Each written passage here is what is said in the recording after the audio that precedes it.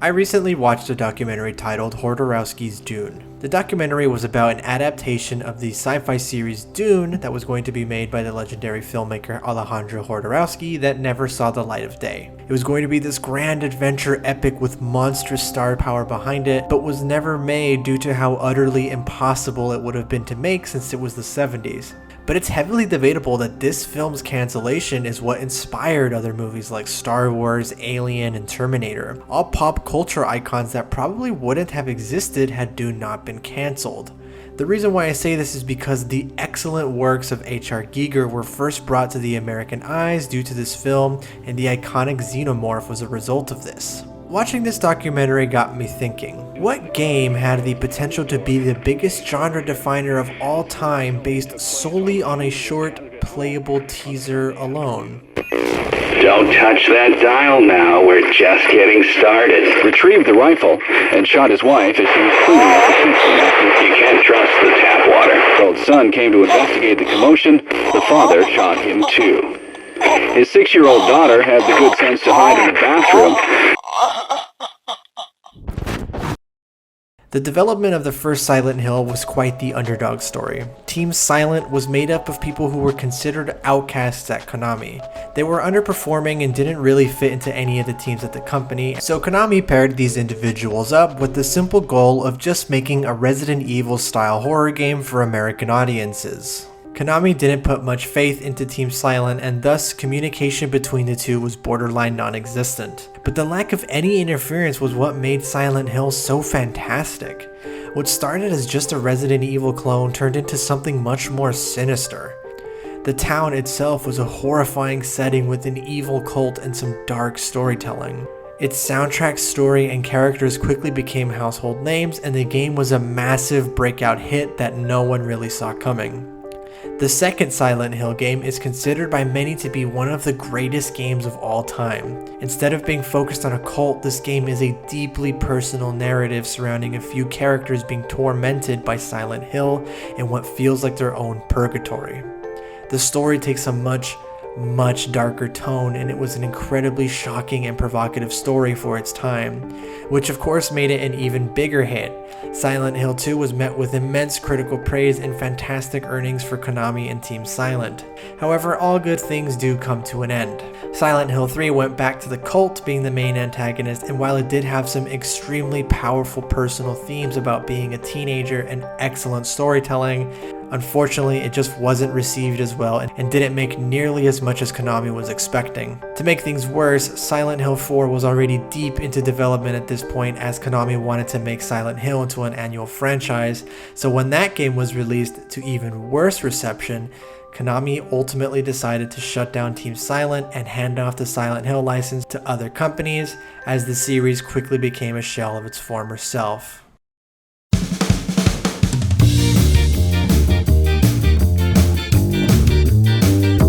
The year is 2014. It's the fall season and you've just sat through the eternal purgatory that is The Amazing Spider-Man 2 on Blu-ray at a friend's house, and you're headed home while blasting some Pharrell Williams or something.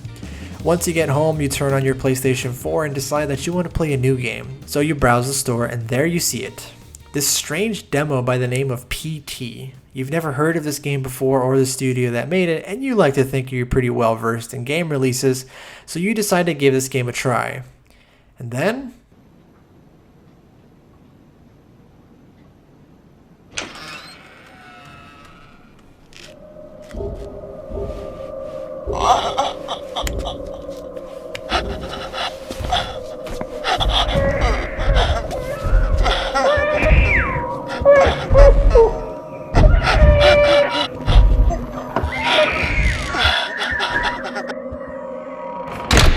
you're treated to one of the most harrowing experiences in gaming in just a short demo.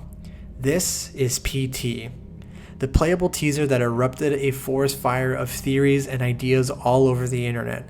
This game actually felt like it was cursed, like some kind of ancient evil was unleashed into the world that shouldn't have been tampered with. Like any minute the screen was going to change and show us that creepy ass footage from The Ring.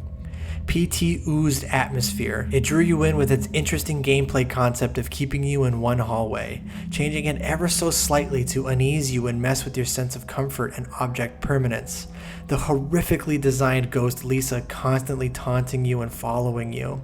The game's dark implications and soundtrack created a mood that was incredibly ominous and did its job to unease you perfectly.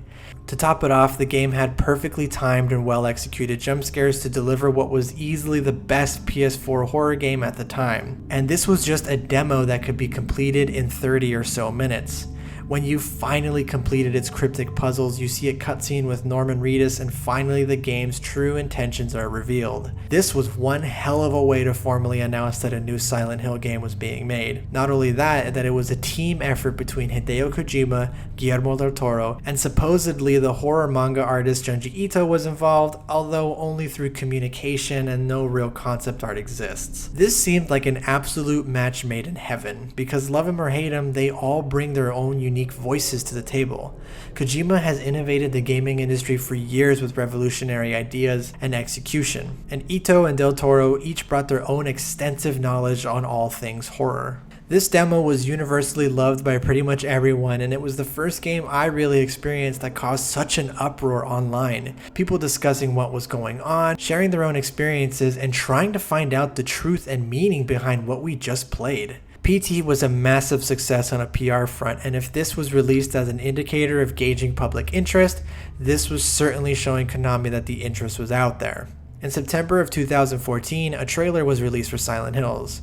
Fans old and new finally had something to look forward to in this game that seemingly went back to what made the series so great in the first place, focusing on dark, grisly, and personal storytelling 14 years after Silent Hill 2.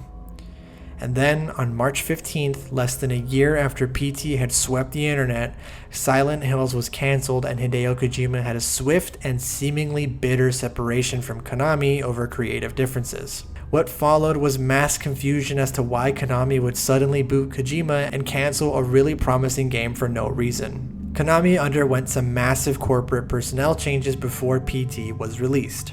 The biggest change was Konami's president, who had a very strong mobile-first mentality and wanted Konami to shift its focus away from the AAA market. It sucks to see Konami go towards this unethical, soul fund-sucking practice of gambling and pachinko, but I suppose it's hard to really blame a president of a company for looking for greener pastures because games are expensive. It's reported that Kojima was spending millions upon millions of dollars to make the Fox engine, which would power Metal Gear Solid 5. While it eventually proved to be an incredibly impressive engine, it was also very costly and almost impossible to use properly. It was meant to be the next open source engine that students can use and learn to program with, but its clunky design made it difficult to use, especially when compared to the Unreal Engine. Meanwhile, Konami had put out some crappy microtransaction-filled mobile game that cost next to nothing to make, and it was a massive success. The game was printing money for Konami and was bringing up to $1 million a day in microtransactions. So again, while it is the most soulless corporate option to take, I'm not really surprised Konami decided to boot Kojima and cancel all of their AAA productions in order to go down this path of pachinko. For those that are unaware, pachinko machines are huge in Japan, and they're basically slot machines that are highly customizable,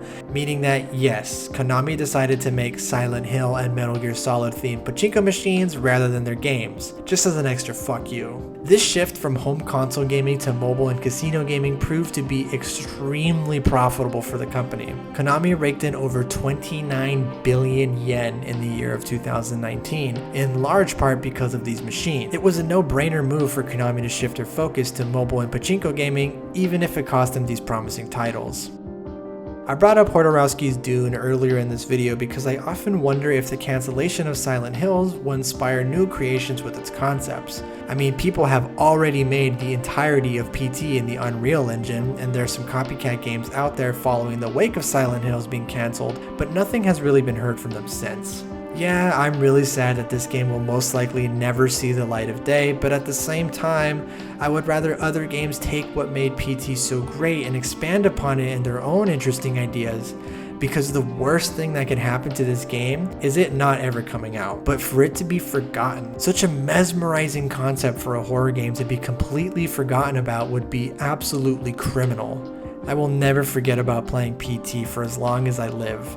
The night I had with my friends being terrified together just trying to figure out what the fuck was going on is a memory that I'm going to cherish forever. Even now, I still constantly think about what could have been. There's been rumors floating around this year of Kojima bringing the idea back, Sony being in negotiation for the rights or whatever. I'm not really getting my hopes up or anything, and I'm sticking to this game being dead until Kojima himself confirms its revival. And if say Sony does get the license to Silent Hill and revives this project, the only way I'd be on board is if they got this OG crew back together, because I feel like those three minds would bring us something truly special.